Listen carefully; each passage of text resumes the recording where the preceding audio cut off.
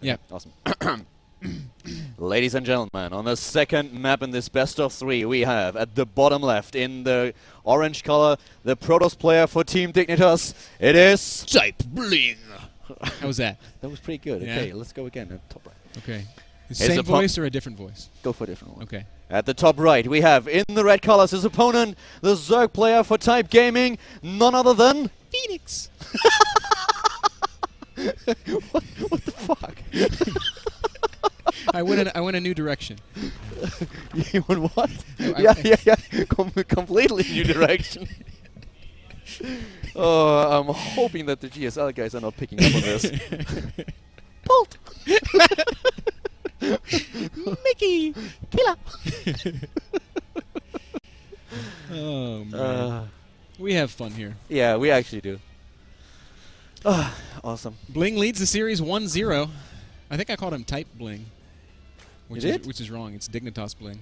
I just heard the D. Maybe that's what I said. Yeah. I don't know. I don't want to be mean and say who cares. Somebody cares. The care police. Somebody cares. All right, and we have the pool.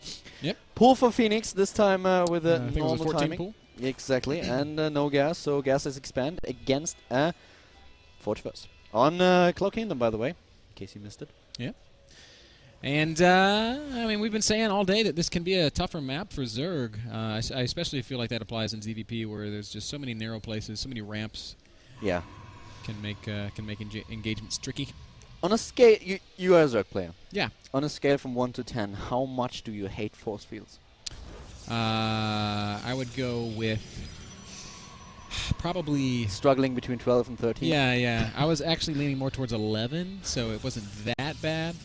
But it's frustrating. It's definitely. I mean, every Zerg has raged at force field. The worst moment ever is when the Protoss player is walking towards your base and suddenly finds himself in the range of the one ramp, the one single fine ramp that connects the main base with the expansion, and suddenly makes boom, and you just lost the game. Nails that perfect force. It's like you see him push out. It's like, oh god, units! I need units! I need units! And he's like walking across the map. Come on, spawn units! Spawn units! He's like close. He's like on the edge of your crew. Please just pop out. Your units hatch. Like yes, and then. Right on the ramp, just as they get to the ramp. And there's like 200 supply of army on top of this ramp, but it does not do you any good. Yeah, it doesn't do you any good against the 4 zealots that are killing your hatchery. And it's just like, oh yeah, everybody has raged at that. I was actually one of the guys that supported making queens massive for a little while. It would make void rays kind of annoying, but it would make force field much more manageable. Yeah, indeed it would. Well, it would make them obsolete, because Zergs would always have queens in their army, and it would just be like, lol.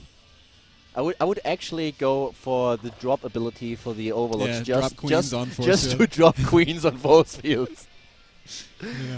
Okay, anyways, talking a little bit about the game at hand, and not only about how annoying force fields can be when you're a Zerg player. I mean, for the Protoss, it's probably the problem with the roaches. At least so I've been told. Protoss players actually love roaches. They really like it when you make roaches. That's my understanding. Yeah, they love them. They think roaches are a great completely balanced unit. You know, yeah. They actually think that they're too cheap. They should be a little bit cheaper. Todd loves to talk about roaches, especially when the Zerg player suddenly has like 17 to 18 drones. He's always like, roaches are always, they don't cost anything, and now you're a fucking millionaire, so what the hell is happening to this game? Todd and Rotterdam think alike, man. Yeah, they love to rage about roaches. Well, but at least today we can hate a little bit on force fields. So we will see them. We will see them in this game, but I don't think that Bling will be able to get into a position where he can force field the ramp of Phoenix. Well, one reason is that on this map it's kind of difficult to pull off, and the other thing is Phoenix won't allow it. Right now we have him with the spine crawler at the front. Obviously he started with his very early hatchery that we've been talking about. Gases expand by our Type Gaming player. He's going for the Latec now. This is shenanigans. This is going to be a Nidus all-in, is my prediction. I don't know why else he would get this fast of a layer with no additional tech and only 2 gas. Yeah, he only has 2 gas. Could be Nidus. Probably is. He's got this Overlord sneaking into the back to give him vision. Could be just the timing with Hydraulics Nidus network in the front. I'm not quite sure if... I always hate it when a Zerg player does some kind of all-in where he relies on the Nidus network inside the main base of his opponent. Yeah. So that's why I prefer a well-executed Hydraulisk attack. Actually, Evo Chamber goes down, so maybe I'm completely off my rocker. Yeah, the Evo Chamber is And certainly an indicator that, he's doing something different. Yeah, looks like maybe he wants to just play muted? It's a little bit weird, I have though. no idea what he's doing. This is not a build that I've ever seen before. 42 drone supply. If he goes for Mutalisk, you would have expected him to take the 2 additional gas a little bit earlier. Yeah, I don't actually know. He got the layer tech and he's not doing anything with it. So, okay, it's going to be fast infester. Going for the infester play now, while Bling is just trying to get Blink. So this time he's going for the +2 Blink Stalker attack. Yep, looks like it. Definitely looks like it. Infesterling can be pretty good against that. Oh, it has. By the way, it has been scouted. He saw the Twilight Council. Oh, cool. How did he see that? Oh, Changeling. Put the Changeling into the base, exactly. So 20 Zerglings are being built now, +1 attack coming up. And with the Infestors and Borrow, this attack of Bling is... Yeah, Infesterling can be okay against this. Now, I'm curious. Like, it's entirely possible that we'll see Phoenix do like one of those. Have you seen the burrow timings where you burrow the infestors, you drop all the infested Terrans behind the wall, and then you attack with lings from the other side, and the infested Terrans take out the wall and any defenses, and then the lings pour in. That could be what we're seeing, or it could just be some just straight up like Infesterling against Gateway army, so we'll see. It's going at least it's going to be pretty interesting. Bling already with the forward pylon, and he has more and more stalkers now, so he will hit pretty soon with all these gates that he has. He has only 4 though. Pylon up at the top of the map, so Bling will be able to warp in and be annoying if he so chooses. And there's the probe is still scouting a bit. There will be another pylon very soon, and he's blinking in now, trying to take down the Changeling, but he is still only at 4 gates, which is on. Phoenix is going to see the infestors. Here we go with the additional 2 gates, 6 gates, and let's have a quick look. +3 attack already coming up. God, those upgrades are so sick. +2 stalkers against unupgraded Zerglings. Double base now for Phoenix, going for double hatch. +1 actually just finished for those lings, but still. We do see these burrowed infestors moving forward, Khaldor, so it could be what we were talking about. This could be... We'll see. Doesn't have any detection. Oh, nice fungal. Really nice fungal all over those stalkers, and Phoenix should actually win this fight decisively. Oh, no, he lets some of those stalkers sneak away, and Bling lands a good force field, or a good couple of force fields there. But he killed a ton of them. He killed a ton. Burrow the infestors. I don't think he's going to burrow those infestors. Why?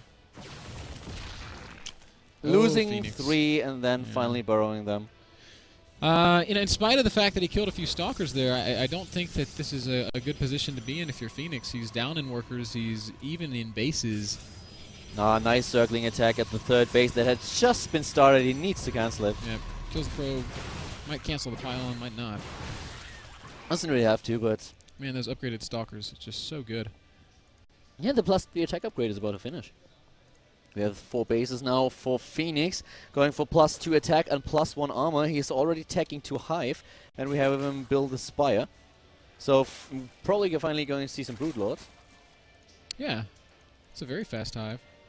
It's going to be done in about 14 minutes, which is nice and early. And once again, the borrowed infestors. There's still no detection. The engineering, the robotics bay is not done. The robotics factory, that is. Yep. Catches a couple of stalkers there. And not enough Zerglings. Man, Phoenix is not fungling correctly, man. He really when he does these fungals, he needs to be able to land 4. It takes 4 fungals to kill a stalker. Otherwise, it's just wasted. And why doesn't he borrow those infestors? This is just frustrating to watch. Yeah. Yeah, it is actually painful to watch because I mean he's gotten and at this point he's gotten 2 okay engagements. If he had enough fungal there, he would have killed a lot of stalkers. Infestors are so expensive when it comes down to gas, and he just lost 5 to 6 infestors that he could have saved because there's no detection for his opponent. So why on earth would you not borrow them? This just doesn't make any sense at all. I mean, he should have borrowed them immediately after he cast, after he used up their mana. And he's going for Ultralisks. You are fighting against +3 stalkers on a map that has a very, very well. If you fight in the middle of the map, obviously you have an area where you can flank. But if you attack your opponent, just look at the third base. Just look at it. If you attack here, how are you supposed to do any damage at all with Ultralisks? Yeah, 1 Ultra at a time will be able to attack. And the stalkers do extra damage against Ultralisks that we just completely target them down with a +3 attack upgrade at that. A lot of wrong decisions, in my opinion. Yeah, I agree. I feel like Phoenix's decision-making has been a little bit suspect.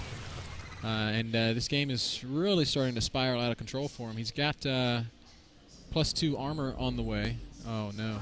Yeah, at the top left we have in range of the pylon the next base for Phoenix. So, there's the warp in.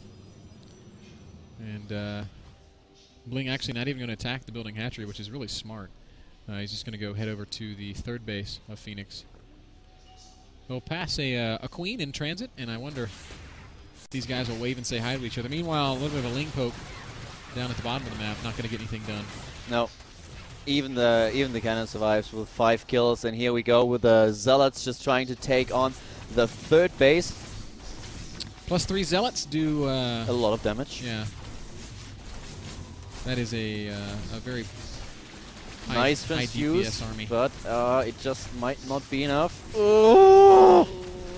That's it. Third base is gone. There's another base at the right side of the map.